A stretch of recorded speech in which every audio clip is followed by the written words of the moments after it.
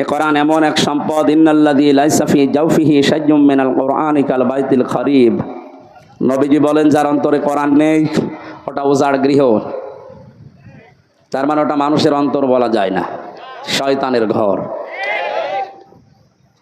এজন্য আমরা এই ময়দান থেকে আজকে ৯৬% মুসলমানের দেশে আহ্বান জানাবো, যারা শিক্ষা ব্যবস্থায় আছেন 1 থেকে মাস্টার্স পর্যন্ত ১০০ মার্কের কোরআনে কারিম কম্পালসারি করতে হবে। যেহেতু সভাপতি একজন আলেম,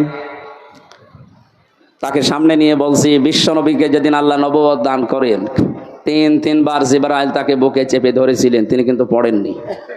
বারবার বলেছিলেন ইকরা ইকরা ইকরা, উনি বলেছেন ওয়া আনা বিকারি, আমি পড়তে জানি না, কি পড়বো, পড়তে জানি না। যখনই ফেরেশতা জিবরাইল বলেছেন ইকরা বিসমি রাব্বিকাল্লাযী খালাক, একটা আয়াত না পরপর 5টা আয়াত তেলাওয়াত করেছিলেন। মুহাম্মাদুর রাসূলুল্লাহ সাল্লাল্লাহু আলাইহি ওয়াসাল্লাম জিবরাইলের সাথে একাধারে তিনি 5টা আয়াতই পড়েছিলেন। বুখারী শরীফের হাদিসের ব্যাখ্যায় আমি দেখেছি, জিবরিল জিজ্ঞাসা করলেন, এতক্ষণ আপনি পড়লেন না কেন? নবীজি বলেন, ইয়া আখি জিবরাইল, হে ভাই জিবরাইল, বারবার আপনি বলছিলেন ইকরা ইকরা ইকরা, পড়েন পড়েন পড়েন। আমি কি পড়বো, কি পড়বো কি সেটা তো বলেননি। আপনি ৪র্থবার যখন বলেছিলেন বিসমি রব্বিকা, রবের নামে পড়েন, আমি কিন্তু একটু দেরি করি না, আমি আরম্ভ করেছি আপনার সাথে। আর 1টা 2টা না, 5টা সেন্টেন্সই আমি পড়েছি। বলেন সুবহানাল্লাহ। এটা দিয়ে ওই দিন জিবরাইল সহ কিয়ামত পর্যন্ত নবীজির উম্মত যারা আসবে তাদেরকে তিনি শিক্ষা দিতে চেয়েছিলেন, এই আমার উম্মত যারা আসবে দুনিয়ায় তারা রব ছাড়া অন্য নামে পড়তে পারে না। নামের নাম বাদ দিয়ে যদি অন্য নামে পড়ে কেউ, পড়া হবে না তা না, কিন্তু পড়ায় মানুষের মতো মানুষ হওয়া সম্ভব না। আমি এই চোখে দেখেছি, বিশ্ববিদ্যালয় ক্লাস চলছে, শিক্ষককে ছাত্র জুতা দিয়ে পিটাচ্ছে, বলছে শালা তোরে মেরেই ফেলবো। শিক্ষক হাত জোড় করে বলছে, বাবা আমার ছেড়ে দে, জীবনে আর ক্লাসে আসবো না। না, তোরে আমি মেরেই ফেলবো। এটা ছাত্র, এটা কি কথা বলেন না, সিস্টেম অপর পৃষ্ঠায় দেখুন। চোখে আমি এইটাও দেখেছি, কোরআনে কারিম আমার সামনে, শিক্ষক ওযু করছে, ছাত্র পায়ে পানি ঢেলে দিচ্ছে। শুধু পায়ে পানি ঢেলে দিয়ে হয়নি, নিজের হাত দিয়ে পরিষ্কার করে দিচ্ছে। ছাত্র মাস্টার্স করে না, কেবল 4-5 দিন ভর্তি হয়েছে, আলিফ বা তা সা পর্যন্ত জানে, কোরআনের স্পর্শ এখনো পায়নি। শুধু আল্লাহর পরিচয় আউযু বিল্লাহি মিনাশ শাইতানির রাজিম বিসমিল্লাহির রহমানির রহিম পড়ার পরে আলিফ বা তা সা এগুলো কেবল পড়ছিল। এর ভেতরে আমার আল্লাহ কি মনুষ্যত্ব দিয়েছে, কোরআনে কারিমের ইজ্জতের কারণে। ইয়ারফাউল্লাহুল্লাযীনা আমানু মিনকুম ওয়াল্লাযীনা উতুল ইলমা দারাজাত ইলা আখির আয়াত। সূরা মুজাদালার 11 নম্বর আয়াতে আল্লাহ জানিয়েছেন তাদের মর্যাদা আল্লাহ বৃদ্ধি করতেই থাকে। ইয়ারফা, এটা মুজারে, বর্তমান ভবিষ্যৎ প্রেজেন্ট ফিউচার।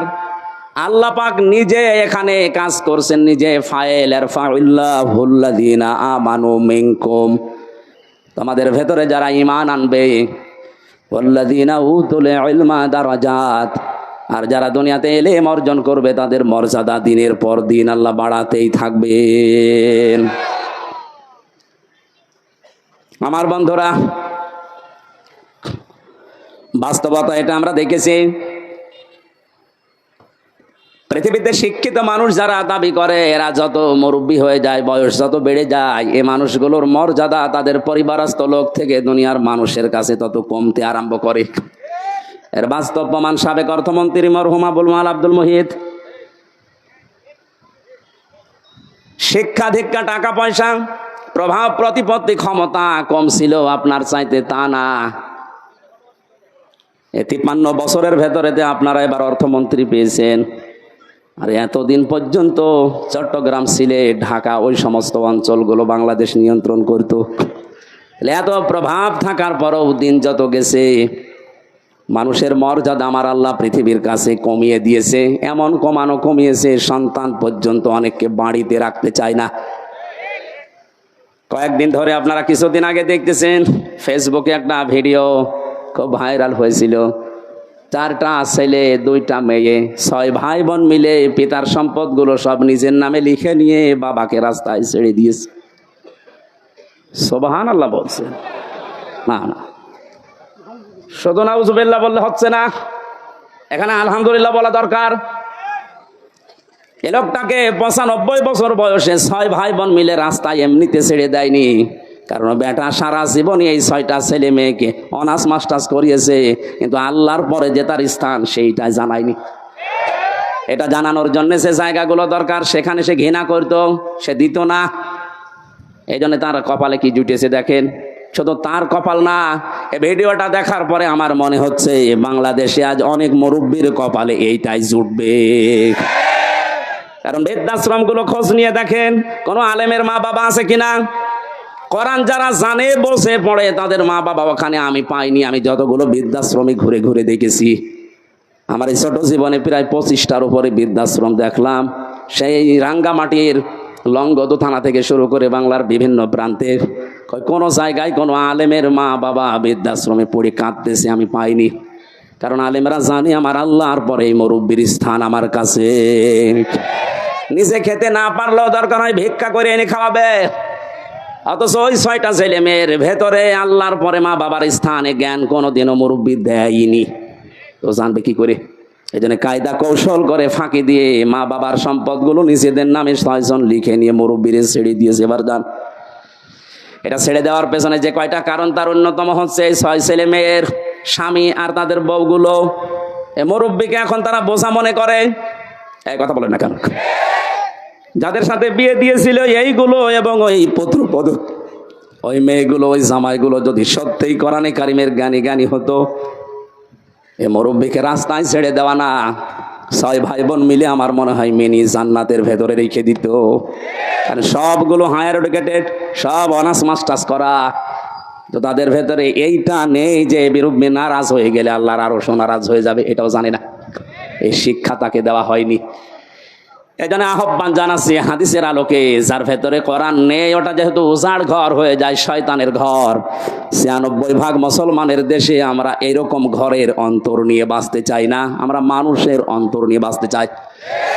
নবীজি যেহেতু নবুয়ত পাওয়ার পরেই আল্লাহর নাম ছাড়া পড়তে রাজি হননি, আমাদের ছেলে মেয়ে প্রজন্ম যারা আসবে তারাও আল্লাহর নাম ছাড়া পড়বে না। এটা যদি মনে করেন রাজনীতি কোন দলের কথা, অপেক্ষা করেন কয়দিন পর ওই মুরব্বীর মতো আপনারও বাড়ি থেকে বের করে দেবে। কারণ আপনার ছেলে মেয়ে তো জানেন যে আপনি কি, আল্লাহর পরে যে আপনার স্থান ওরা তো জানেই না। এজন্যই তো বারবার আহ্বান জানাচ্ছে যারা দায়িত্বে আছেন শিক্ষা ব্যবস্থায়, 1 থেকে মাস্টার্স পর্যন্ত 100 মার্কের কোরআনে কারিম কম্পালসারি করে দেন। জীবনেও এ দেশে আর কোনোদিন কিয়ামতের আগে বৃদ্ধাশ্রম তৈরি হবে না। বৃদ্ধাশ্রম তৈরি করা হালাল? হারাম? কি বলেন? প্রকাশ্য হারাম কাজ এটা। কোরআনে যত ব্যাখ্যামূলক শব্দ আমি পেয়েছি, সবচাইতে বেশি শব্দ পেয়েছি মার বাবার নামে। কোন জায়গায় 3টা, 5টা, 7টা, 9টা, 11টা, 13টা, 17টা, 22টা। এত ব্যাখ্যা দুনিয়ায় কারণ আমি কোরআনে পাইনি। আল্লাহ রাব্বুল আলামিন বলেন আখফিদ লাহুমা জানাহাযুল্লি মিনার রাহমা ওয়া কুর রাব্বিরহামহুমা কামা রাব্বায়ানি সগীরা। আলেম যারা আছেন তাদেরকে বলছে, এবার সারা জীবনে আয়াতটা জন্মের পর থেকে আমরা অনেকে পড়েছি, এর ভেতরে একটা গোপন রহস্য আছে আমার আল্লাহ কি সেট করেছেন তাকান তো ব্যাখ্যায়। আল্লাহ পাক বলেন আখফেদ, খফজন মানে ডাউন করার পরে ফল করে দেওয়া। পৃথিবীর সন্তানদেরকে আমার আল্লাহ যেন নিজে চোখে আঙ্গুল দিয়ে হাত ধরে বলতেছে, এ পৃথিবীর সন্তানেরা ডাউন করে দে, এরপরে ফল কর। কে ডাউন করার পরে ফল করবে? জানাহা জল্লে, জানাহন মানে ডানা, জানাহন মানে বলেন না কেন? আমার প্রশ্ন, পৃথিবীর কোন মানুষের ডানা আছে? আছে? নেই। ডানা তো পাখির হয়, ডানা তো এরোপ্লেনের হয়, ডানা তো হেলিকপ্টারের হয়, মানুষের তো কোনো ডানা হয় না। তাহলে আয়াতটা মিথ্যা। বসো বসো বসো, বলে যান।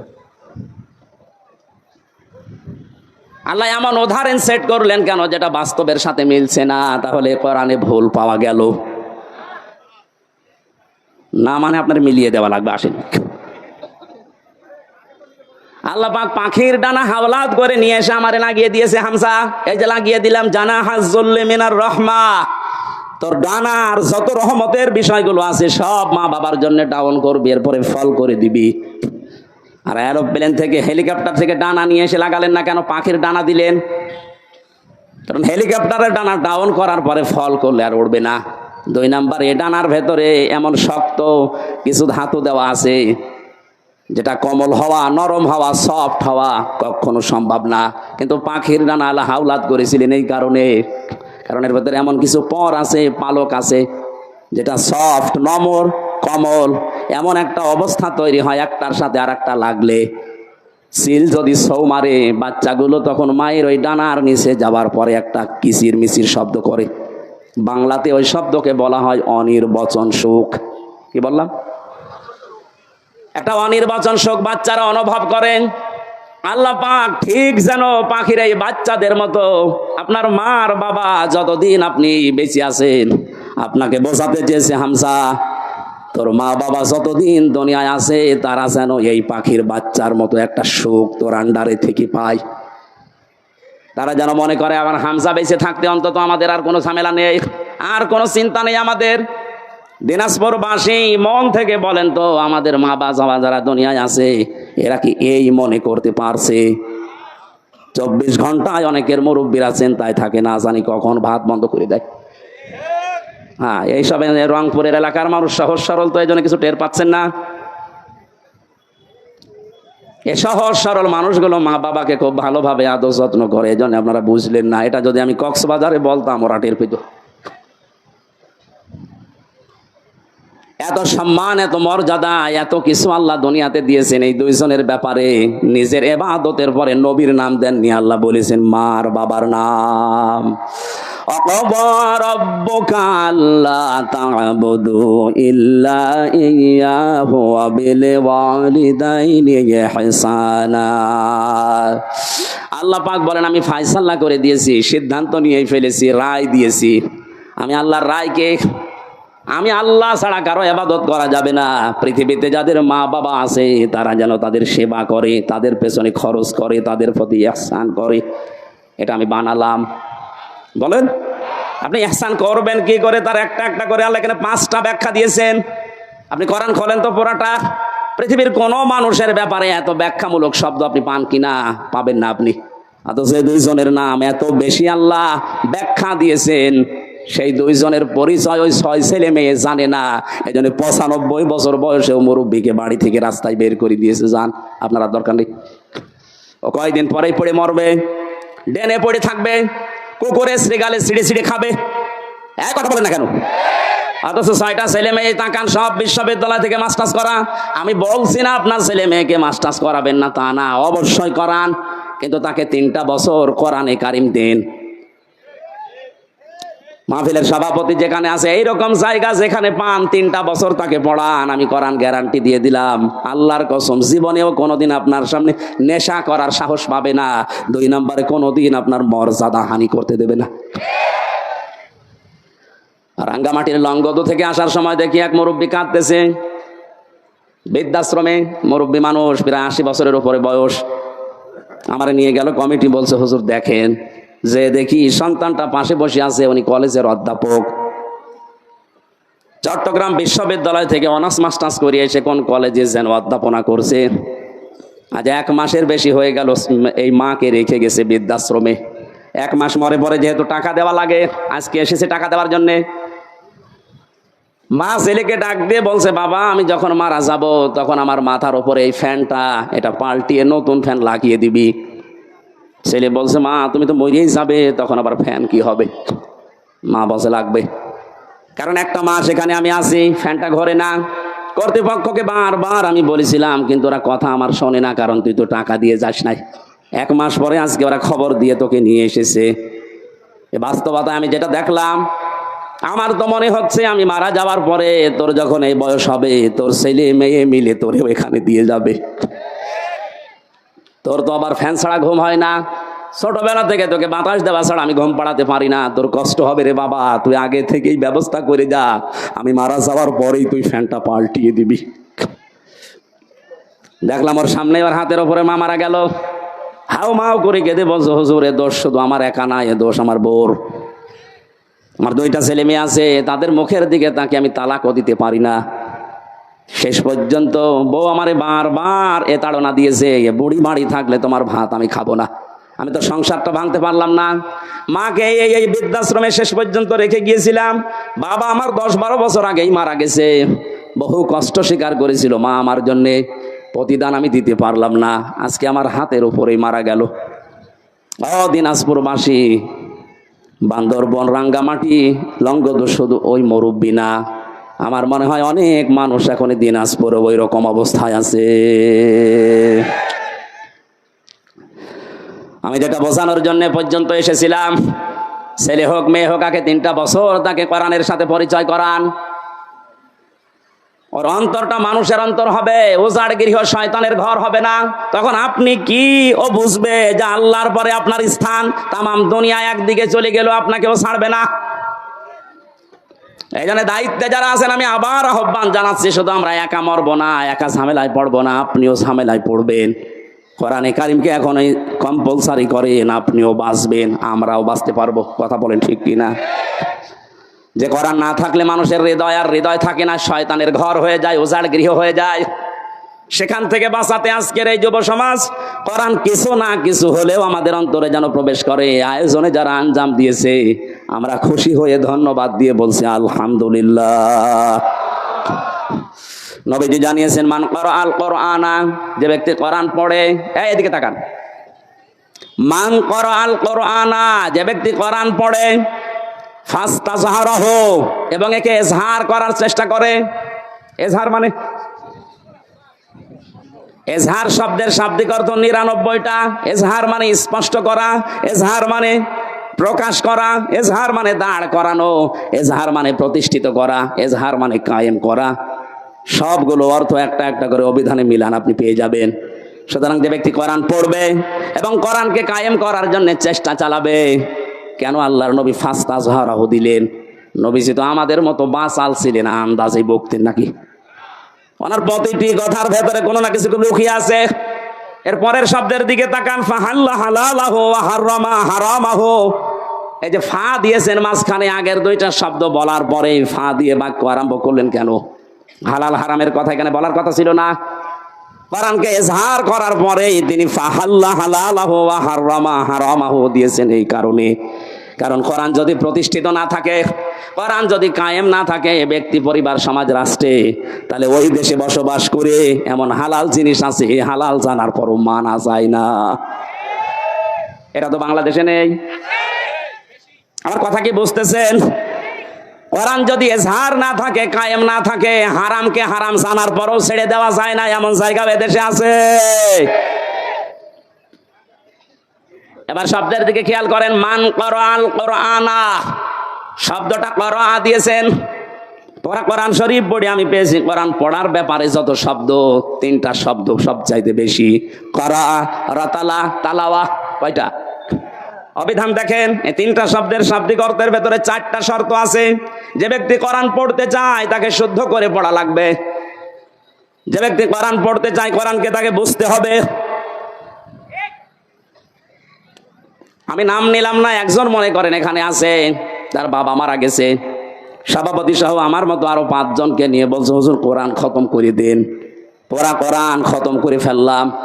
উনি আমাদেরকে খাবার দাবার, হাদিয়া তোফা, সম্মান দিয়ে বিদায় করবে না করবে না? বলেন না কেন? পড়া কোরআন শরীফ শেষ করে হাদিয়া তোফা দিয়েছে, খাবার দাবার দিয়ে সম্মান দিয়ে বিদায় দেবে। হঠাৎ করে যদি মহাতামিম সাহেব বলে, হুজুর ওই ভাইকে ডাকেন তো, আপনাকে বাড়িওয়ালা ডাক দিয়ে যদি বলি যে পড়া কোরআন শরীফ আমরা খতম করে ফেললাম, কিছু বুঝেছেন? উনি বলতে পারবে? যেহেতু আরবি ভাষায় পড়েছি, মাতৃভাষা আমাদের আরবি না, আপনি বোঝেননি। এবার একটা মাত্র আয়াত আপনাকে আমরা আরবিতে পড়ার পরে একটু বাংলায় শোনাবো, তারপরে আপনি হাদিয়া দেবেন, খাবার দেবেন, বিদায় করবেন, যা করেন আরো বেশি করে করেন। ওনার সামনে আরবি আয়াতটা তেলাওয়াত করেছে সুর দিয়ে, ফাহাল্লা হালালাহু ওয়া হাররামা হারামা ওয়া হাল্লাল্লাহুল বাইআ ওয়া হাররামার রিবা। এখনো পর্যন্ত উনি বুঝেছে? বলেন বাংলায় যদি এবার বলি, এটা আল্লাহ জানাতে চেয়েছেন ব্যবসা তোমাদের জন্য হালাল আর সুদ হারাম। আপনি তো এতক্ষণ পর্যন্ত বাবা মরে গেছে এই জন্য আমাদেরকে পড়া কোরআন খতম করালেন, কিন্তু আপনি তো সুদ খান। এবার যা টাকা দিয়েছিল, খাবার দিয়েছিল, সব পিটিয়ে বের করবে। কথা বলছেন এখন। আর সম্মান এতক্ষণ যা দিয়েছিল বলবে কি আপনি আমার গোপন জায়গায় হাত দিলেন, টাকা আপনাকে দিচ্ছি দাঁড়ান। যেহেতু আমাদের মাতৃভাষা আরবি নাই, এই জন্য আমরা হয়তো বুঝি নাই। গালি দিলে অনেকে মনে করে যত দোয়া করছে, কিন্তু এই শব্দটাই আবু জেহেল আবু লাহাবের সামনে যখন নবীজি পড়তেন, ওরা সুদের মহাজন ছিল। কি ছিল? ওরা বুঝে ফেলেছে যে মোহাম্মদ কি বলতে চায়। তখন আর বাংলা, ইংরেজি, আরবি, ফার্সি, উর্দুতে ব্যাখ্যা করা লাগতো না। আরবি বললেই ওরা বুঝতো, কারণ ওদের মাতৃভাষায় আরবি। তো বাস্তবে বাংলাদেশে এমন অনেক জায়গা আছে হালালকে হালাল জানার পর, হারামকে হারাম জানার পরেও মানা যায় না। কোরআন যেহেতু এজহার নেই, এই জন্য আমরা মুসিবতে আছি। কোন মানুষ যদি কোরআন পড়ে এবং কোরআনকে বোঝে, যতটুকু বুঝবে তার উপরে ততটুকু বাস্তবে মেনে চলার চেষ্টা চালাবে। সাহাবা একরামের 2 পারা 3 পারা পড়তে সারা জীবন লেগে যেত। সূরা নাস আর ফালাক পড়তে হযরতে ওমরের 11 দিন লেগেছিল তার জীবনীতে পেয়েছি। অথচ আমারে পড়তে দেন সূরা নাস আর ফালাক, আমি 3 মিনিটে শেষ করে ফেলবো। তাহলে হযরত ওমর মনে হয় পড়তে পারতেন না, তাই তার এত সময় লাগলো কোন কারণে? যে আয়াত পড়তেন ওইটা তার প্র্যাকটিক্যাল লাইফে মিলাতেন। কুল আউযু বিরাব্বিন নাস। আল্লাহ পাক বলেন, নবী আপনি বলুন আমি আশ্রয় চাই মানুষের রবের কাছে। এখন রব কি? রবের অর্থ প্রধানত 19টা। উনি 19টা বিষয় নিজের জীবনে মিলিয়ে দেখতেন। রব মানে আইনদাতা, রব মানে প্রতিপালক, রব মানে উকিল, রব মানে এরকম যত আছে মিলাতেন, দেখে আমার জীবনে মেলে কিনা। যখন দেখতেন রব মানে আইনদাতা, আমার জীবনে আল্লাহর আইন আমি যতটুকু সমর্থ আমি মানতে পারছি। রব আমার রিজিক দাতা, আমি আল্লাহ বাদে অন্য কাউকে রিজিকের উপরে ভরসা করি না, মানিও না। একটা একটা করে 19টা মিলিয়ে ফেলতেন। তখন বলতেন পরবর্তী আয়াত দেন মালিকিন নাস। আমরাও তো কোরআন এইভাবেই পড়ি। তার 11টা আয়াত পড়তে 11 দিন সময় লেগে যেত এইভাবে মিলাতে। আর আমাদের এক খতম করতে দেবেন, 11 ঘন্টায় পুরা কোরআন পড়ি শেষ করে আর এক খতম শুরু হবে। এই জন্য কোরআন ব্যাখ্যায় আমি যতগুলো অর্থ পেয়েছি, অভিধানে 4টা শর্ত সব জায়গায় লেখা আছে। কেউ যদি কোরআন পড়তে চায় সে যেন শুদ্ধ করে পড়ে। অরাতিলিল কোরআনা তারতিলা, এ নির্দেশ কার? আরো জোরে বলেন। 2 নম্বরে কোরআন শুধু পড়লে হবে না, আফালা ইয়াতাদাব্বারুনাল কোরআন। কি হয়েছে তোদের? কোরআন নিয়ে কেন চিন্তা ভাবনা করো না? না বুঝলে আপনি চিন্তা করবেন কি দিয়ে? 3 নম্বরে এটা আপনার প্র্যাকটিক্যাল লাইফে আপনি মেলাবেন, বোঝার চেষ্টা চালাবেন। 4 নম্বরে যতটুকু বুঝেছেন এটা যেন মানুষ মানতে পারে সেই ব্যবস্থা করে দেবেন। এই 4টা শর্তের নাম হচ্ছে কিরাআ। 4টার নাম কি? এভাবে যারা কোরআন পড়বে আল্লাহ পাক বলেন আল্লাযীনা আতাইনাহুমুল কিতাবা ইয়াতলুনাহু হাক্কা তিলাওয়াতি। আমি যাদের কিতাব দিয়েছি তারা এর হক আদায় করে, তার মানে 4টা শর্ত মেনে পড়ে। উলাইকা ইউমিনুনা বি, এই মানুষগুলোই আমার কোরআনে বিশ্বাসী। বলেন সুবহানাল্লাহ। ওয়া ইয়াকফুর বিহি ফাউলাইকা হুমুল খাসিরুন। এই 4টা শর্ত মেনে যারা আমার কোরআন পড়ে না, ওরা কোরআনে বিশ্বাসী নয়, এরা জীবনে ক্ষতিগ্রস্ত হবে। এটা আমি বানালাম। বলেন। কুষ্টিয়া বিশ্ববিদ্যালয়ে প্রথম যখন ফার্স্ট ইয়ারে 10 সালে ভর্তি হয়, ওই সময় কুষ্টিয়ার মডেল থানার ওসি আসাদুজ্জামান আমাকে বলেছিল, হুজুর আমারে পড়ান। কি কোরআন তো আপনি ভালোই পড়তে পারছেন না? ওনার প্রথম বললাম সূরা ফাতিহা পড়ে শোনান তো। একেবারে গ্রামার যা আছে সব ওনার প্রায় আয়ত্ত আছে। সুন্দর করে তেলাওয়াত করে আমারে শুনিয়েছে। বললাম আপনারে পড়াবো কি? পড়াতে হচ্ছে। উনি আমারে বলছে না, আপনি যেভাবে আরবি পড়লে অর্থ বোঝেন, আমারে ওই কায়দা করে দিন। ওই কায়দা করতে কি 2 দিনে হবে? যতদিন লাগে আমি ওইটা পড়তে চাই। আমি যেমন ইংরেজি পড়লেই বুঝি যে কি বললাম, আরবি পড়লেই যেন আমি বুঝতে পারি যে আমি কি বললাম, ওটা যেন অর্থ করা না লাগে। 1 বছর উনি ওখানে ছিল, পুরাটা বছর ওনার পেছনে শ্রম দিয়ে অন্তত কিছু না হলেও কিছু আমি ওপরে তুলেছিলাম। একদিন এক লোক টাকা নিয়ে এসেছে ওনার কাছে, ওই সময় পড়াচ্ছিলাম। বলছে, স্যার আমার এটা নেন আর ওই মালটা ছেড়িয়ে দেন। আমার বলছে, হুজুর কি করবো? কি করবেন মানে? আপনারা কোন আয়াত পড়ালাম? ওই দিন আবার ছিল ঘুষের আয়াত, লা তাকুলু আমওয়ালাকুম বাইনাকুম বিল বাতিল, এই আয়াত পড়াচ্ছিলাম। আপনারা কেবল পড়ালাম কি? বলছে, হ্যাঁ আমি বুঝে ফেলেছি। ওই সময় দেখলাম নিলে ওনার লোকটারে গরম দিলে, ওই বেটা আমি কোরআন পড়ে আর তুমি ঘুষ দিচ্ছ। তাড়িয়ে দিয়েছিল ওই সময়, পরে নিয়েছে কিনা আমি জানি না। তো ওই রকম যদি হাদিয়া মাসে 10টা পায়, ওর বেতন নেওয়া লাগে। এখন রিটায়ার্ড করেছে স্যার, দোয়া করি স্যারের জন্য, স্যার যেন যেভাবে ছিল ওই সময় ওটা যেন মরণ পর্যন্ত টিকে থাকতে পারে, বলে না আমিন। আমার ভাইরা, আমি যেটা বোঝাতে চাচ্ছিলাম, কোরআনে কারিম যারা এই 4টা শর্ত মেনে পড়ে আর একে ইজহার করার জন্য দুনিয়ায় চেষ্টা চালায়, কায়েম করা, প্রকাশ করা, প্রতিষ্ঠিত করা, স্পষ্ট করা, দাঁড় করানো, এটা যদি দাঁড় হয়ে যায় আপনি বাধ্য হবেন হালালকে হালাল জানার পরে মেনে নিতে। আপনি পারবেন না হালালকে হালাল জানার পরে মেনে না নিতে পারবেন না, এ পরিবেশ তৈরি হয়ে যাবে। কারণ জনগণের ভেতরে যখন কোরআনে কারিম প্রতিষ্ঠিত থাকবে, আপনি বাদশাহ, আপনি মন্ত্রী, আপনি মেয়র, যত বড় দায়িত্বে থাকেন না কেন, যারা আপনার আন্ডারে থাকবে ওদের বুকে এমন সাহস তৈরি হবে, সামনে থেকে প্রতিবাদ করবে। আপনি দাঁড়ান। হযরত ওমরের জামানায় যেহেতু কোরআনে ঝাড় ছিল, বক্তব্য দিচ্ছিলেন মসজিদে নববীতে, এক সাহাবী উঠে বললেন, খলিফাতুল মুসলিমিন, আমিরুল মুমিনিন, আপনার বয়ান বক্তব্য বন্ধ করেন। কেন? প্রত্যেকে রাষ্ট্রীয় কাপড় পেয়েছে একটা একটা করে, সেই হিসাবে তো আপনিও একটা পাবেন। আপনার শরীরের ভেতরে ডবল কাপড় দেখা যায়, অবশ্যই আপনি একটা বেশি আত্মসাৎ করেছেন। আমার মনে হয় কোনো চেয়ারম্যান না, কোনো মেম্বার না, মেম্বারের চামচ আছে এটা, ওর সামনেও যদি কেউ এরকম প্রতিবাদ করে যে কাপি খা, ওইটা কই, ওরে 10 বছর জেল খাটা লাগবে। আর সরাসরি প্রেসিডেন্টের সামনে দাঁড়িয়ে প্রতিবাদ করছে সাধারণ একজন মানুষ। হযরত ওমর ওই বয়ান বন্ধ করে দিয়েই বললেন, আল্লাহর নবীর সাহাবীরা, ঠিক আছে আমি ওর জবাবটা আগে দিয়ে নেই, আমি নিজে দেব নাকি আমার এই সামনের কাতারে আমার ছেলে আব্দুল্লাহ আছে ও দেবে? হযরত আব্দুল্লাহ উঠে বললেন, বন্ধুরা, প্রত্যেকেই একটা একটা করে কাপড় পেয়েছে, আমিও একটা পেয়েছিলাম, আমার বাবাও একটা পেয়েছে। যেহেতু বাবাকে মাঝে মাঝে বিদেশি প্রতিনিধি দলের সাথে সাক্ষাৎ করা লাগে, জুমার দিন নামাজ আদায় করানো লাগে কেন্দ্রীয় মসজিদে, ঈদের সময় নামাজ পড়ানো লাগে, বাবার এই রকম জামা নেই, এই জন্য আমার কাপড়টাও বাবাকে দিয়েছি, 2টা কাপড় মিলি বাবা আমার কাপড় তৈরি করেছে।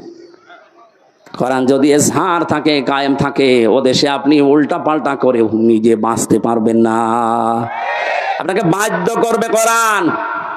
এই ফাস্তা সাহারাহুর ব্যাখ্যায় আমি টিকার ভেতরে পেয়েছি, খলিফাতুল মুসলিমিন হযরত ওমর রাষ্ট্রের দায়িত্ব পালন করে এশার নামাজের পরে বাড়িতে আসলেন, বারান্দার দিকে তাকিয়ে দেখলেন একটা লাশ, শিশু বাচ্চা 12টা টুকরা করে কে যেন রেখে গেছে।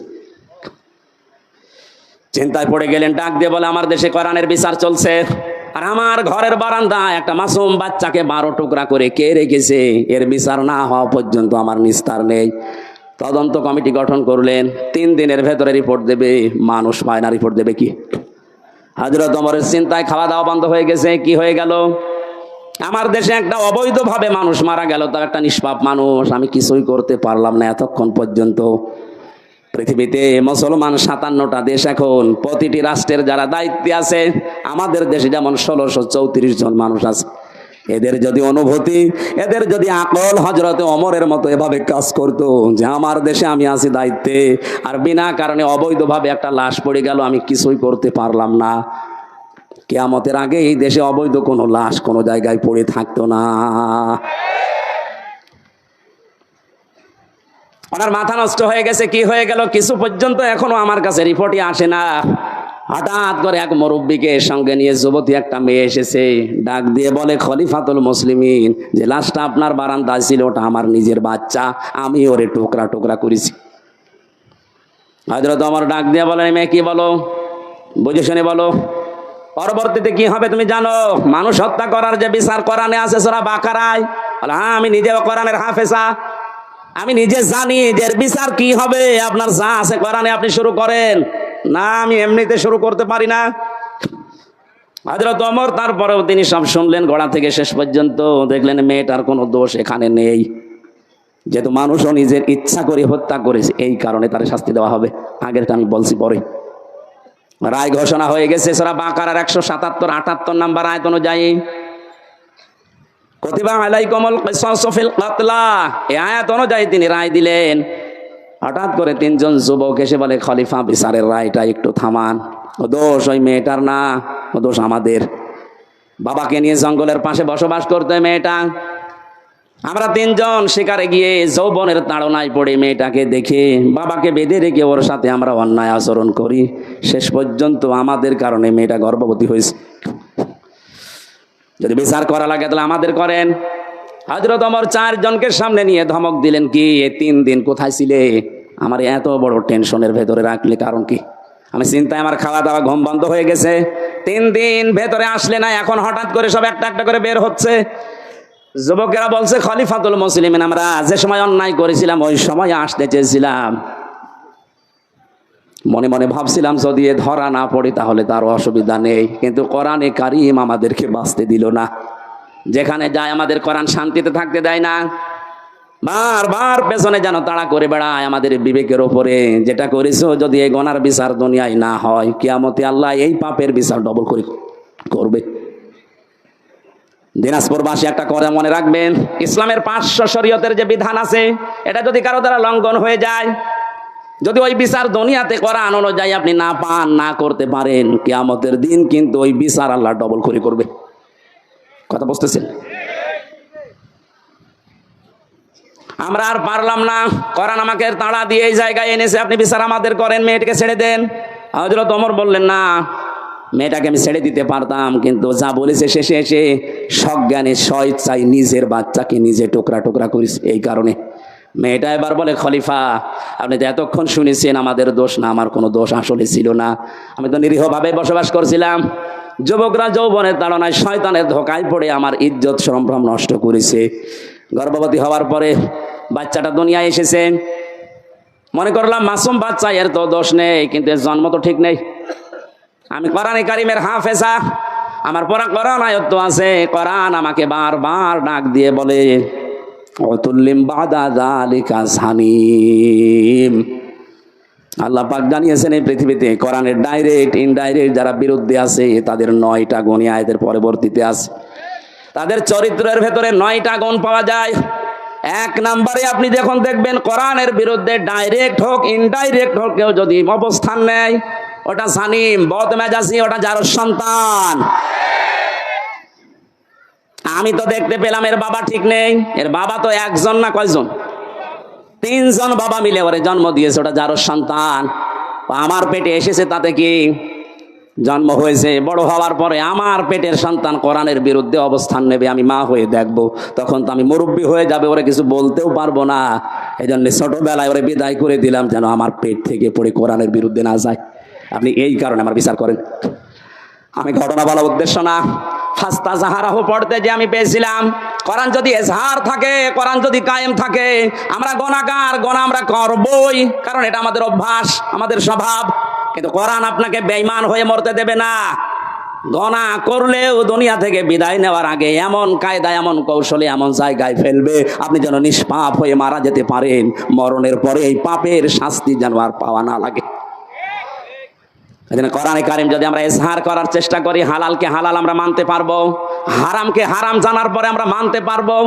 আর যদি ইজহার না থাকে, আপনি যতই সফিগিরি করেন, এই যে টুপিটা মাথায় দিয়েছি মনে করছেন অনেক সুন্দর লাগছে দেখতে, এর ভেতরে সুদ আছে। প্রশ্ন আসতে পারে, আপনি 200 টাকা দিয়ে টুপিটা কিনে এনেছেন, আপনার তো সুদের টাকা না। হ্যাঁ ঠিক আছে, কিন্তু এই টুপিটা যে ফ্যাক্টরিতে তৈরি হয়েছে, ও ফ্যাক্টরির মালিক লোন নিয়েছে।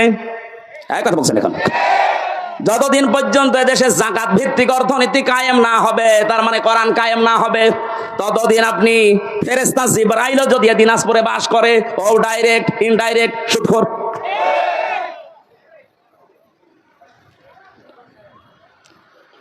কোরআন যে পড়ে কোরআনকে দাঁড় করানোর জন্য চেষ্টা চালাবে, আর হালালকে হালাল জানার পরে মেনে নেবে, হারামকে হারাম জানার পরে মেনে নেবে। আল্লাহর নবী বলেন, আদখালাহুল্লাহুল জান্নাহ, আল্লাহ তাকে জান্নাতে দিয়েই দিয়েছে, না দেবে। না না, আপনি আলেম, এখানে বসে আছেন আলেমেরা। আদখালাহুল্লাহুল জান্নাহ, আল্লাহ তাকে জান্নাতে দিয়েছে না দেবে? দিয়েছে।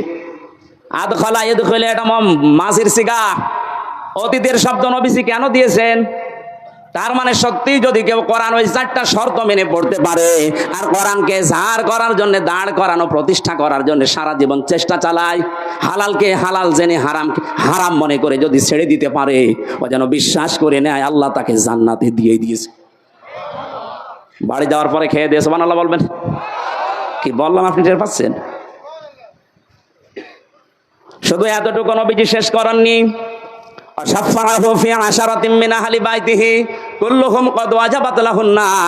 তার ব্যাপারে এমন 10 জনের পক্ষে সুপারিশ গ্রহণ করার ক্ষমতা আল্লাহ তাকে দেবেন, তার পরিবারস্থ লোকদের ভেতর থেকে, যাদের উপরে জাহান্নাম ওয়াজিব হয়ে গিয়েছিল। এই যে সম্মানটা এই কোরআনের কারণে, কিসের কারণে? এই কোরআন শোনার জন্য, বোঝার জন্য, আমল করার নিয়তে যারা বসে আছি, আমরা সে কোরআনে কারিম থেকে আরম্ভ করছি তাফসীর আকারে সূরা আলে ইমরানের 133, 134 দুইটা আয়াত পড়েছি। তাফসীর আকারে আমরা একটা একটা করে যাব ইনশাআল্লাহ। জবান খুলে কোরআনের আয়াত থেকে শিক্ষা নেওয়ার উদ্দেশ্যে পড়েন। আউযু বিল্লাহি মিনাশ শাইতানির রাজিম। গরমে কি আপনারা সব বরফ হয়ে গেছেন নাকি? জবান খুলে পড়েন, শয়তান যেন আশপাশে না থাকে। আউযু বিল্লাহি মিনাশ শাইতানির রাজিম। বিসমিল্লাহির রহমানির রহিম। ওয়াসারিউ ইলা মাগফিরাতিম মির রাব্বিকুম ওয়া জান্নাতিন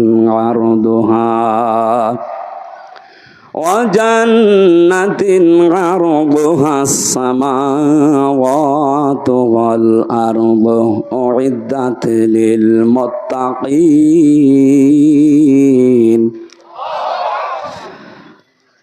অনেকগুলো বিষয় ছিল, শানে নজরুল ছিল, ঐতিহাসিক প্রেক্ষাপট, নামকরণ, সব আমি বাদ দিয়ে দিলাম, যেহেতু গরমে আমার ভেতরে ঘেমে একেবারে শোধ চলছে, এত বাতাস হচ্ছে, তারপরও ঘেমে যাচ্ছে।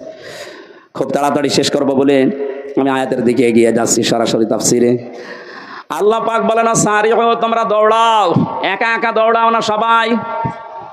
এবার ওঠেন তাহলে দৌড়ানো আরম্ভ করি। সারিউ, আল্লাহর আদেশ, তোমরা সবাই মিলে দৌড়াও। এরপরও আপনি দৌড়াবেন না।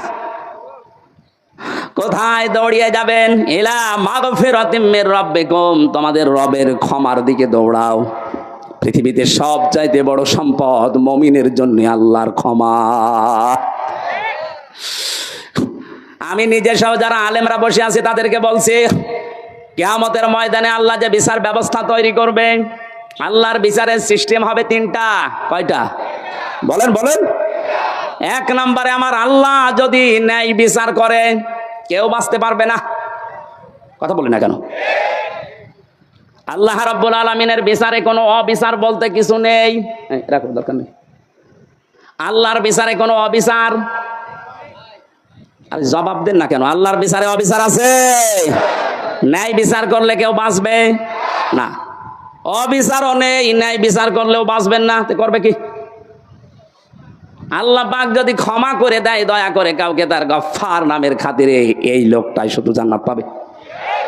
নবীজি মাঝে মাঝে বলতেন, আল্লাহর ক্ষমা ছাড়া কেউ জান্নাত পাবে না। সাহাবীরা বলেন, হে নবী আপনি? নবীজি কেঁদে কেঁদে বলতেন, সাহাবীরা, আমিও আল্লাহর দয়া ছাড়া, ক্ষমা ছাড়া জান্নাত পাবো না। এই জন্যে আল্লাহ আয়াতের প্রথম শব্দে দিয়েছেন, দৌড়াও আল্লাহর ক্ষমার দিকে। এটা যদি সত্যিই তুমি না পাও, আমার যে বানানো বাগান, যে জান্নাত, ওইটার আশা তুমি করতে পারো না।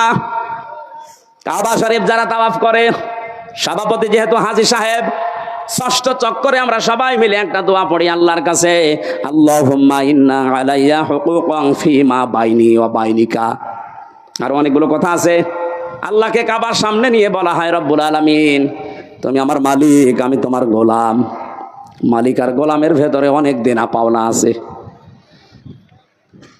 আমি গোলাম হিসাবে তুমি মালিক, যা দেবে তো সব দিয়েছো, নেই থেকে তুমি আমাকে হামজা বানিয়েছো। উল্লেখ করার মতো আমি চেয়ারম্যান, কিসের চেয়ারম্যান? আমি উল্লেখ করার মতো কিছু ছিলাম না। ওনার বয়স যদি এখন 50 বছর হয়, 51 বছর আগে উনি কিছু ছিল দুনিয়ায়? হ্যাঁ, কথা বলে না কেন? হাল আতা আলাল ইনসানি হিনুম মিনাদ দাহরি লাম ইয়াকুন শাইআম মাযকুরা। মানুষের জীবনে কি এমন সময় অতিবাহিত হয়নি যখন সে আলোচনা করার মতো, উল্লেখ করার মতো কিছু ছিল না? মায়ের গর্ভের ভেতরে যখন বাবার এই নাপাক পানিটা দ্রুত গতিতে এসে পড়ে, বিজ্ঞান এখন কম্পিউটারে দেখতে পাচ্ছে এই পানিটা বাবার স্ফলিঙ্গ দিয়ে দ্রুত গতিতে বের হয়ে মায়ের রেহেম পর্যন্ত যাওয়ার যে রাস্তাটা, এখানে কমপক্ষে 40,000 মানুষ তৈরি হতে পারে।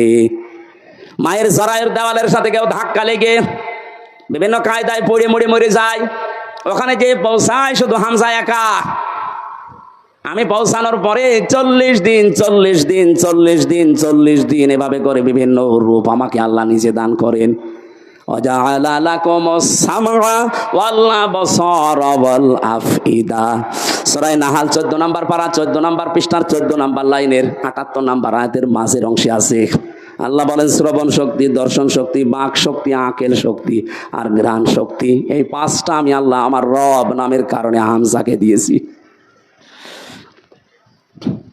বাবার যে নাপাক পানিটা বের হয়েছিল, বিজ্ঞান এখন প্রমাণ করছে এই নাপাক পানিটা দিয়ে মহান আল্লাহ এই যে 40 দিন পার হয় মনে করছেন এমনি না, এটা দিয়ে আল্লাহ 4টা জিনিস 340-এর ভেতরে তৈরি করে ফেলেন।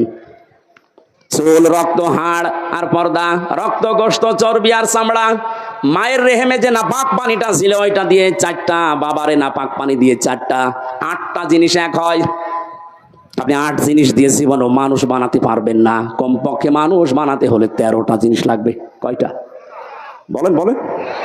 এটা তাফসিরে, আধুনিক তাফসির যেগুলো আছে এগুলো কম্পিউটারের সাথে মিলিয়ে দেখবেন, পেয়ে যাবেন। আগেকার তাফসির মুহতামিম সাহেবরা যারা পড়েছে, আগের তাফসিরে আলাক মানে যোগ লেখা ছিল, আলাক মানে মাটির নির্যাস, জমাট বাঁধা রক্ত, এগুলো পেয়েছে। আধুনিক তাফসির যেগুলো বের হচ্ছে কম্পিউটারের সাথে মিলিয়ে দেখবেন, আলাক মানে শুধু জমাট বাঁধা রক্ত না, আলাক মানে ঝুলন্ত। আলাক মানে 40 দিন মায়ের রেহেমের ভেতরে হামজা ঝুলেছিল এভাবে, এটা আপনি এখন দেখতে পাবেন। আমি যেহেতু ওই আয়াত পড়ি না, এই জন্য ওই দিকে যাচ্ছি না। 40 দিনে 6 মাস যখন হয়ে যায় মায়ের পেটে, তখন আমার খাবারের প্রয়োজন দেখা দেয়। পৃথিবীর কোনো মানুষ আমাকে ওই জায়গায় খাবার দেয়নি, মহান আল্লাহ তার রব নামের খাতিরে না চাওয়ার আগেই খাবার পৌঁছিয়ে দিয়েছে। আল্লাহ রাব্বুল আলামিন বলেন 13টা জিনিসের ভেতরে যেহেতু 8টা পেয়েছি, এখনো 5টা লাগবে। আমি যে রব নাম নিয়েছি এই জন্য রবের কারণে তোরে 5টা জিনিস ফ্রি দিয়েছি। তার ভেতরে শ্রবণ শক্তি, দর্শন শক্তি, বাক শক্তি, আকেল শক্তি আর ঘ্রাণ শক্তি। একটাও যদি কম দিতাম দুনিয়ায় আসতে কিন্তু অপূর্ণাঙ্গ হয়ে আসতে পারতে না। হ্যাঁ, আমরা পৃথিবীতে এসে হয়তো এগুলো অনেকে নষ্ট করে ফেলি। এই যে আমার কানটা আজ 2 দিন আমি নষ্ট করে ফেলেছি।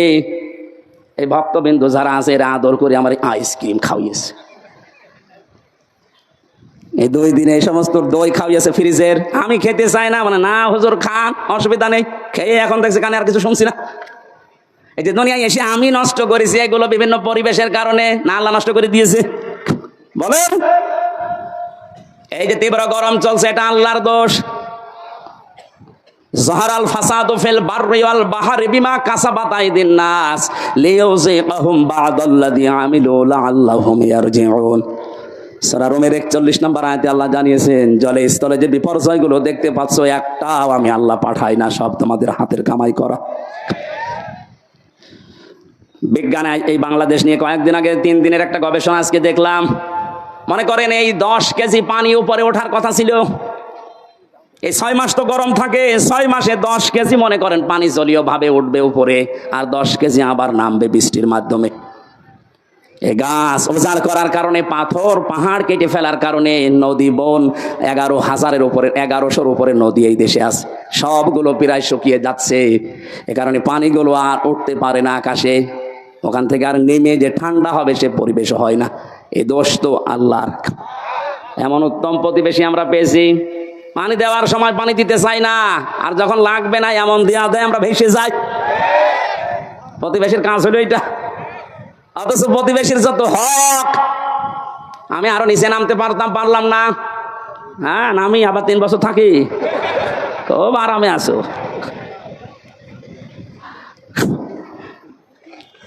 বিভিন্ন ধর্মীয় গোড়ামি বিশ্বাসের কারণে ওই সমস্ত জাতিরা তারা বিভিন্ন জিনিস পুড়িয়ে ফেলে, অথচ ওগুলো পুড়িয়ে ফেলার নিয়ম না, মাটির নিচে পুঁতে ফেলার নিয়ম, ওগুলো যেন পচে সার হয়, ওগুলো যে জমি উর্বর হয়, এই নিয়ম ছিল ইসলামের। এই যে মানুষকে মাটি দেওয়া হয়, অন্যান্য জাতিরা পুড়িয়ে ফেলে, কত পার্থক্য আপনি একটু যদি দৃষ্টি দিয়ে দেখেন, সব তো যেয়ে পড়বে আমাদের প্রতিবেশীর উপর। এই জন্য কিছু বলতেও পারছি না। মা রান্না করছিল, ছেলেকে বলছে যে 50টা টাকা দিলাম তেল নিয়ে আয়, ও তরকারি আমার চুলার উপরে রান্না হচ্ছে না, ও তরকারি রান্না দেখতেছে, বাজারে যে রাস্তার মাঝখানে দেখে মার্বেল খেলা হচ্ছে, 50 টাকা দিয়ে মার্বেল কিনে খেলা আরম্ভ করিস, 50 টাকায় হেরে গেছে। 3 ঘন্টা পরে বাড়িতে আসছে, মা তো সেরকম রেগে আছে। ওই যে তরকারি যেটা চুলায় দেয় আর নাড়ে, ওর নাম কি? ও যখন বাড়িতে এসেছে ডাক দিয়ে বলে, ওই হামজা, সে টাকা কই? কথা বলে না। সে তেল কই? কথা বলে না। 3 ঘন্টা কোথায় ছিলি? কথা বলে না। 3টা প্রশ্নের জবাব আমার জানা নেই। আসতে বলেন, আমি বললেই মার খাবো, না বললেও কথা বলে। প্রশ্নের জবাবগুলোকে আমার জানা নেই, বলতে পারবো, বললেই মারবে। আবার যদি চুপ করে থাকে যে বলবো না, তাও মারবে। তারপরেও যদি একটু বুদ্ধিমান হয়ে থাকে, অন্তত 4-5টা মায়ের খাই, তারপরেও বলবো না, বললেই সমস্যা। একটু মায়ের উপর দিয়ে যাক, এই জন্যই তো 3 বছর মায়ের উপর দিয়ে গিয়েছে। আপনারা যারা মানুষ পুড়িয়ে ফেলেন, পরিবেশের যে কি ক্ষতি হয় আপনি জানেন। এই খড় কোটা যেগুলো বিভিন্ন আবর্জনা মনে করে আপনি পুড়িয়ে ফেলছেন, না, এটা নিয়ম নয়। বিশ্বনবী 1500 বছর আগে এটা নিষেধ করে দিয়েছেন, মাটির নিচে দিয়ে দাও, এগুলো সার হয়ে যাবে, মাটির উর্বর শক্তি, খাদ্য তৈরি করার যে শক্তি, এটা আল্লাহ বাড়িয়ে দেবে। এই জন্য পানি ওঠা এখন বন্ধ। হয়তো 10 কেজি ওঠার কথা ছিল, উঠে চলে গেছে বিভিন্ন কায়দায়। এখন যে নামবে যে সমস্ত জায়গায়, ওই জায়গাগুলো পানি নামানোর জন্য যেটা দরকার ওই জিনিস নেই, আলাদা কি করে? আমরা তো গাছ কেটে সব শেষ করে ফেলি, পাহাড়গুলো উজাড় করে ফেলি। এরপরে যেখান থেকে আসা দরকার 1100 বিল, খাল, নদী, নালা যদি ভরাট থাকতো, এত গরমের ভেতরে আমাদের এই কয়দিন কষ্ট করা লাগতো না। এই জন্য পাপের ফসল আমরা পেয়েছি। আল্লাহ বলেন, আমি একটু মজা চাকাই মাঝে মাঝে, দেখি ওরা ফিরে আসে কিনা। বাঙালি এমন জাত, ফিরে আসা দূরের কথা, আল্লাহর এই সমস্ত আযাব আসার পরে মন্তব্য দেয় টকশোতে বসে বসে যে এগুলো প্রাকৃতিক দুর্যোগ। তেমন কিছু না রে বেটা, প্রাকৃতিক দুর্যোগ বলে কিছু নেই, সব তোমাদের হাতের কামাই করা ফসল। পৃথিবীর যেই দেশে প্রকাশ্য জেনার ব্যভিচার বেড়ে যায়, মহান আল্লাহ তখন সঙ্গে সঙ্গে দেশে গজব নাজিল করার সিদ্ধান্ত নেয়। বাস্তব প্রমাণ দুবাই। এই কথা বলে না কেন? আমেরিকায় এত জেনা হয় না। বড় বড় ওই ভবনগুলো সব জেনার কারখানা। আল্লাহর শরীরের বাইরে চলে গেছে, না বিমানবন্দর পর্যন্ত ভাসিয়ে দিয়েছে। যা, এখন এই ঘাস শুকিয়ে উঠতে ওদের 10 বছর লাগবে। দুবাইয়ের মতো এত উন্নত জায়গাগুলো যদি আল্লাহ কয়েক ঘন্টায় ধ্বংস ও স্তূপে পরিণত করে দিতে পারে, আমাদের দেশকে কিছুই করতে পারবে না, কারণ আমরা করোনাও মোকাবেলা করে ফেলেছি।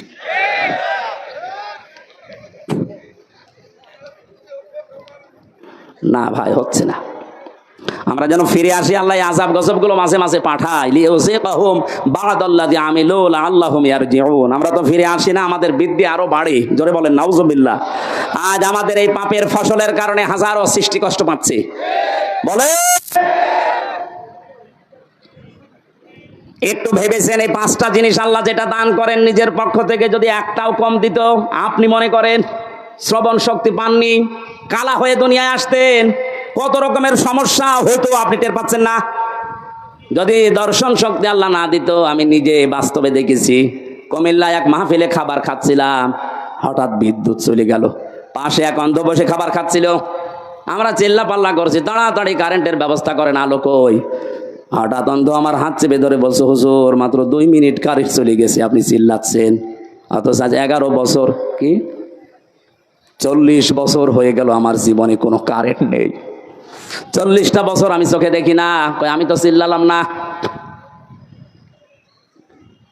সেদিন একটা কনফারেন্স দেখছিলাম, সৌদিতে ছিলাম আমি, মদিনাতে। ওই সময় আমার চোখে পানি চলে এসেছে। আল্লাহ, ছোট্ট মাত্র 11 বছর বয়স, 2 চোখ নেই, পুরা কোরআন শরীফ আয়ত্ত করে ফেলেছে, সুন্দর করে তেলাওয়াত করছিল।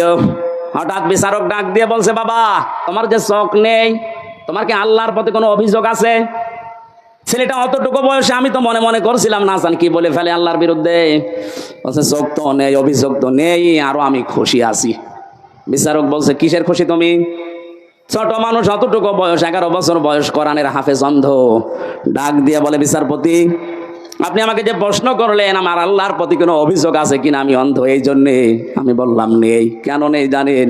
কিয়ামতে যেদিন আল্লাহ বিচার করবে, চোখওয়ালা মানুষদেরকে আল্লাহ ডাকবে, সিরিয়াল হিসাবে আমারও ডাকবে। আমি অন্তত আল্লাহকে ওই সময় বলতে পারবো, মাবুদ দুনিয়াতে আমাকে কিছুই দেখতে দাওনি, চোখের কোনো গোনা আমার দ্বারা হয়নি, আজকে এই ওসিলাই হলেও কিছুটা আযাব আমার উপরে কম করে দাও।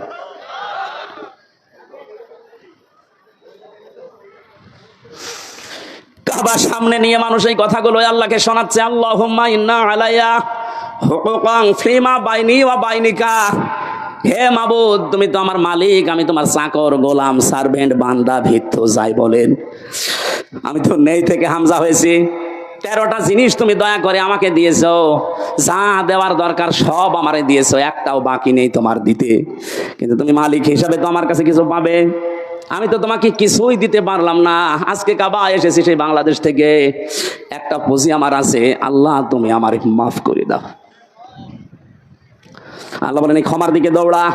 এটা যদি না পাই জীবনে, তার পুরা জীবনটাই ব্যর্থ। ফেরাউন ক্ষমা পায়নি, এজন্য 650 বছর রাজত্ব করে ওর জীবন ব্যর্থ। বলে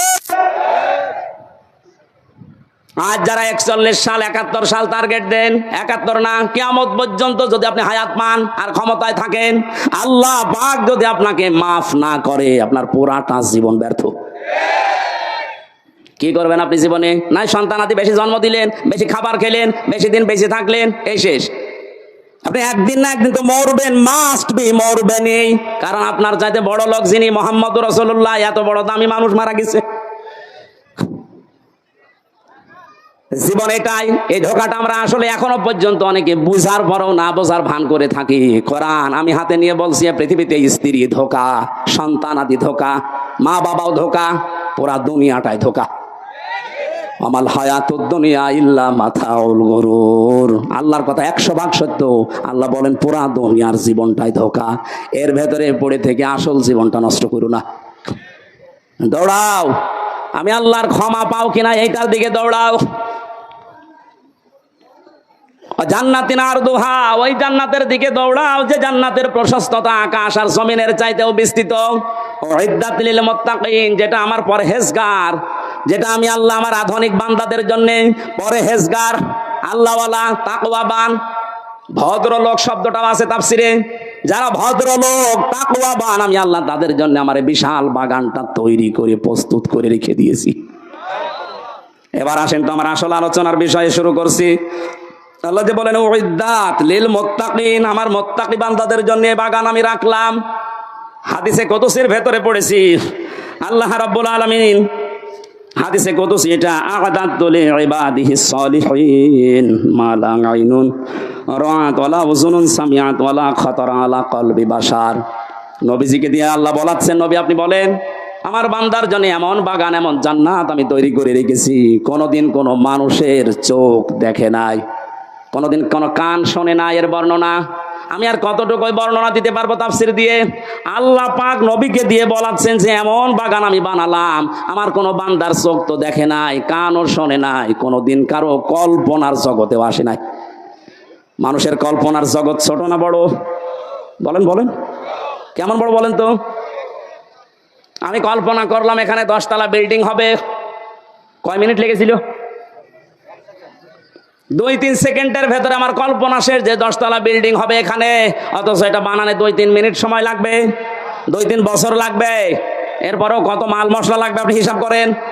আল্লাহ পাক বলেন এই মানুষ যে কল্পনা করেছিল 10 তলা বিল্ডিং, ওয়ালাকুম ফিহা মা তাশতাহি আনফুসুকুম ওয়ালাকুম ফিহা মা তাদদাউন। আমি এমন জান্নাত বান্দা বান্দীদের জন্য বানিয়েছি যেখানে চাওয়ার আগেই জিনিস পাওয়া যাবে। জোরে বলেন সুবহানাল্লাহ। এই জান্নাতের দিকে আল্লাহ দৌড়ানোর জন্য আমাদেরকে আহ্বান জানালেন যে দৌড়াও, আমি প্রস্তুত করে রেখেছি আমার বান্দাদের জন্য, যেটা কল্পনার জগতেও ধরে না। 5টা গুণ যারা দুনিয়াতে অর্জন করতে পারবে, আমার আল্লাহ তাদের জন্য এই বাগান প্রস্তুত করেছেন। কয়টা? বলেন বলেন। কোরআনে কারীম জানাচ্ছে আল্লাযীনা ইউনফিকুনা ফিস সাররাই ওয়াদ দাররা, যারা সুখে দুঃখে দান করে, মানুষের জন্য খরচ করে। ইনফিকুনা এটা মজারে বর্তমান, ভবিষ্যৎ, প্রেজেন্ট, ফিউচার। যারা সুখে হোক দুঃখে হোক, যে অবস্থায় থাকুক, খরচ করার অভ্যাস তৈরি করেন। এখন যদি বলেন আমার কিছুই নেই, আমি করবো কি, যা আছে আপনি তাই করবেন, এটা আমার কথা বলার যোগ্যতা আছে, এইটা আমি ইসলামের জন্য, মানবতার জন্য চেষ্টা চালাবো খরচ করার। আপনার লেখনের যোগ্যতা আছে, ওইটা আপনি লিখবেন। আপনার ক্ষমতার চেয়ার আছে, ওইটাই আপনি খরচ করবেন। ওসি সাহেব মনে করেন ওনার চেয়ারে খরচ করার বিষয় কি, চেয়ার খরচ করলে চেয়ার থাকবে। ওনার সামনে একটা এসআই সাধারণ একজন বিনা কারণে মানুষকে ধরে এসে পিটাচ্ছে, ওনার কিছু করাও লাগবে না, টাকা পয়সাও দেওয়া লাগবে না। ওনার শুধু চেহারাটা সামনে নিয়ে যদি বলে এই বেটা কি করিস, এমনিতে আমার আল্লাহ ওই লোকটাকে মুক্ত করে দেবে। এটা ওনার খরচ। এটা কি? সুতরাং যে যেই পর্যায়ে আছেন, ইসলামের জন্য, মানবতার জন্য আপনি খরচ করে যান। যদি এটা এখন না করেন, আনফিকু মিম্মা রাযাকনাকুম মিন ক্বাবলি আয়াতিয়া আহাদাকুমুল মাউত ফায়াকুলা রাব্বি লাউলা আখখারতানি ইলা আজালিন করিব ফাসাদদাক ওয়া আকুম মিনাস সালিহিন। মরণ যখন চলে আসবে, মানুষ আর জি জানাবে, আল্লাহ আমার একটু সময় দাও। একটু সময় যদি পাই, যা ছিল তোমার জন্য, ইসলামের জন্য, মানবতার জন্য, সব দিয়ে আসবো। আমি ভালো মানুষ হয়ে যাব। কি হব? বলেন বলেন। আমি ভালো মানুষ হয়ে যাব। আল্লাহ রাব্বুল আলামিন বলেন আলা ইউআখিরাল্লাহু নাফসান ইযা জাআ আজালুহা আল্লাহু খাবীরুম বিমা তা'মালুন। এই আয়াতটা আমি বাস্তবে মিলিয়েছিলাম রিমান্ডে থাকাকালীন। একটু খেয়াল করেন, আমাদের বাংলাদেশ, ভারত, পাকিস্তানের মুসলমানদের ইসলামের এই আইনগুলো, এই আয়াতগুলো মেনে নেওয়া, আর মধ্যপ্রাচ্যে যারা মুসলমান বাস করে তাদের এই আয়াতগুলো মেনে নেওয়া এক না। ওরা কোরআনের এই আয়াতটাই অন্যভাবে মানতেছে, আমরা যেভাবে মানি, বিশ্বাস করি এইভাবে না। রিমান্ডে যে অফিসার হিন্দু মানুষ, উনি আমার শোনাচ্ছিলেন যে আমি ওমানে ছিলাম 3 বছর, 2 বছর, 2টা বছর আমি এক হোটেলে খাবার খেতাম। যে দেখি যে হোটেলের মালিক, উনি টাকাগুলো গুনতেছে, গণনা করে টাকা নেয়, ক্যাশে বসে আছে। আর যে পানি দেয়, রুটি দেয়, খাবার নিয়ে আসে, তরকারি নিয়ে আসে, ওই লোকটা, এই লোকটার ছেলে, ছোট ছেলে। ওনার আমি প্রশ্ন করলাম, আপনি দোকানের মালিক, এত টাকা পয়সা আপনার, আর আপনার ছেলে আপনার সামনে কর্মচারী, তাও মানুষের, সাধারণ মানুষের খেদমত করে, রুটি টেনে দেয়, পানি টেনে দেয়, একটা কাজ করলেন আপনি? উনি ওনার ভাষায় কোরআনের একটা সূরা তাগাবনের 14 নম্বর আয়াতটা পড়ে এই হিন্দুকে শুনিয়েছে। এই হিন্দুরও দেখলাম অনেক আয়াত মুখস্থ আছে। মানে বলছে হুজুর আমার শোনালে সূরা তাগাবনের 14 নম্বর আয়াত, ইয়া আইয়ুহাল্লাযীনা আমানু ইন্না মিন আজওয়াজিকুম ওয়া আওলাদিকুম আদুওয়াল লাকুম ফাহযারুহুম ইলা আখির আয়াত। উনি পুরাটা পড়েছিল। হে ঈমানদারেরা, তোমাদের স্ত্রী, সন্তান, এগুলো দুনিয়ায় মাঝে মাঝে তোমাদের শত্রু হয়ে দেখা দেবে, তাদের সাথে সতর্ক থাকো। দোকানদার ওনাকে ওনার ভাষা দিয়ে বলছিল, ভাই আপনি কি জাতিতে আমি জানি না, তবে আমার এই সন্তানের প্রতি আমার 4টা দায়িত্ব ছিল, 4টাই আমি পালন করেছি। কোরআনে কারিম আমাকে বারবার এই আদেশ দেয় যে সন্তান দুনিয়াতে আসার পরে তার একটা সুন্দর অর্থবোধক নাম রাখো, আমি বাবা হিসাবে রেখেছি। 2 নম্বরে তাকে দিনের শিক্ষা দাও, যতটুকু পড়লে ইসলাম মানা যায় আমি দিয়েছি। না, আলোর ব্যবস্থা করেন তাড়াতাড়ি। সুবহানাল্লাহ, আলহামদুলিল্লাহ, লা ইলাহা।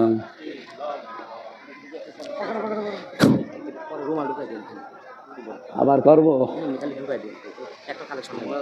বুঝলাম, কিন্তু বিদ্যুৎ তো দেবে। সুবহানাল্লাহ, আলহামদুলিল্লাহ। এই আমি কি করতে বললাম আপনাদের? কি করেন?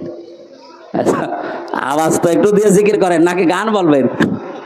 সুবহানাল্লাহ, আলহামদুলিল্লাহ। এ ফ্যান কি বন্ধ? লা ইলাহা ইল্লাল্লাহু মুহাম্মাদুর রাসূলুল্লাহ। 2 নম্বরে আমার দায়িত্ব ছিল তাকে জ্ঞান শিক্ষা দেওয়া, কোরআনের হাদিসের আমি যতটুকু সমর্থ আছে আমি দিয়েছি। ইসলাম মানতে পারে এই অবস্থা তার আছে। 3 নম্বরে সৎ একটা পাত্রী দেখে তাকে পাত্রস্থ করেছি আমি। একটা কোরআন হাদিস জানা আল্লাহওয়ালা একটা মেয়ে লোক তাকে আমি এনে দিয়েছি। 4 নাম্বার একটা হালাল কর্মজীবন তৈরি করে দেওয়া বাবা হিসাবে আমার দায়িত্ব আমি দিয়েছি, আমার যতটুকু সমর্থ ছিল।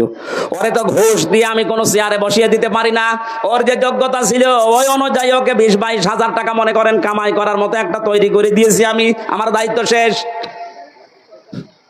আমাদের দেশে কোরআনের এই আয়াত পড়ার পরে মানার সিস্টেম কিন্তু এটা ছিল না। অনেকের সন্তান যে চেয়ারে বসার যোগ্য না 10 লাখ টাকা দিয়ে হলেও ঘুষ দিয়ে চেয়ারে বসিয়ে দিচ্ছে। আমি নিচে নামতে পারলাম না, যারা দুঃখিত। আমার ভাইরা, আমি যেটা বোঝাতে চাই, আল্লাহ রাব্বুল আলামিন খরচ করার জন্য যে নিয়ম নীতিগুলো আমাদেরকে দিয়েছেন, আপনি সুখে থাকেন দুঃখে থাকেন যে অবস্থায় থাকেন অভ্যাসটা জারি রাখবেন, আপনি খরচ করবেন। ওয়াল কাযিমিনাল গায়জ ওয়াল আফিনা আনিন নাস। আল্লাহ পাক বলেন যারা রাগ চেক দেয়, রাগকে যারা চেক দিতে পারে, রাগ হওয়ার পরে চেক দেওয়া, এটা বড় মুজাহিদের কাজ। মানুষকে যারা মাফ করে দেয়, ক্ষমা করে দেয়, এই সুযোগটা আমরা যেন হাতছাড়া না করি। দুনিয়াতে যদি সমর্থ থাকার পরেও কোনো মানুষকে একটা অপরাধ মাফ করে দেয়, কিয়ামতে মহান আল্লাহ আমার 70টা অপরাধ নিজ গুণে মাফ করে দেবেন।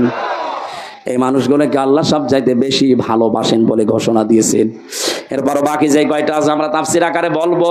বারবার যে কাগজ পাঠাচ্ছে, হুজুর কালেকশন হয়নি, টাকা তুলে দেন। তো এখন টাকা তুলে মানুষ দেবে? যতটুকু যার সামর্থ্য আছে এখনো দেওয়ার মতো পরিবেশ পাননি, দেননি। ওনারা যাচ্ছে যেন আগামীতে এটা একেবারে বন্ধ হয়ে না যায়। এই জন্যে যারা যাচ্ছে 2-3 মিনিটের ভেতর ওনাদের কাছে দিয়ে দিন। এই ছেলে কই, এটা করো তো ঝামেলা বারবার। কি হলো, লোকজনই নেই তো কারে কি বললাম? হ্যাঁ, নিজেরা দায়িত্ব নিয়ে কয়েকজন তৈরি করে দেন তো। যুবক যারা আছেন যে ব্যাস মারা, ওরা যাচ্ছে, ওনাদের হাতে আপনারা বের করে দেন, 2-3 মিনিটের ভেতরে দিয়ে দেবেন। ভাই এরা যেন একেবারে হতাশ হয়ে না পড়ে। সুবহানাল্লাহ, আলহামদুলিল্লাহ, লা ইলাহা ইল্লাল্লাহ। সুবহানাল্লাহ, আলহামদুলিল্লাহ, লা ইলাহা ইল্লাল্লাহ। এই তাড়াতাড়ি করো। সুবহানাল্লাহ, আলহামদুলিল্লাহ, লা ইলাহা ইল্লাল্লাহ। পারিবারিক জীবনে আমাদের কম বেশি প্রত্যেকের, এমনকি হিন্দুদেরও পারিবারিক যে সমস্যাগুলো, এটা শুধু মুসলমানদের, হিন্দু খ্রিস্টান মুসলমান যা আছে জাতি পৃথিবীতে সবার কম বেশি পারিবারিক ঝামেলা চলছে। কারণ জেলখানায় অনেক হিন্দু বউ মারার অপরাধে যাবজ্জীবন জেল খাটছে। এই জন্য পারিবারিক জীবনের যে সমস্যাগুলো এবং এটা সমাধান করে আমাদের যেন দুনিয়ায় শাস্তি পাওয়া না লাগে, পৃথিবীর এই ছোট্ট সংসারটা যেন একটা জান্নাত বানিয়ে ফেলতে পারি, পরকীয়া প্রেমের যে হিরিক চলছে এটা যেন বন্ধ হয়। এ বিষয়ে আমি 2টা বই লিখেছিলাম। একটা হচ্ছে নারীদের জন্য, একটা পুরুষদের জন্য। এই স্টেজের পেছনে গাড়ি আছে না কোথায় আছে জানি না, ওই সামনে আছে, ওটা আপনারা নিয়ে ওনাদেরকে পড়তে দেবেন। এটা আমি আগে কোনোদিন করি নাই। জেলখানায় যে বাস্তব অভিজ্ঞতা পাওয়ার পরে এটা লিখেছিলাম। দেখলাম হাজারো মানুষ জেল খাটতেছে পারিবারিক জীবনে দাম্পত্য কলহের কারণে। এটা সমাধান করা দরকার। বাস্তবে আমাদের সুখের সংসার কিভাবে তৈরি হয়, আল্লাহ আমাদেরকে এই বইটা থেকে কিছু জ্ঞান অর্জন করে বাস্তবে আমল করার তা হবে। কি ঝড় উঠছে নাকি?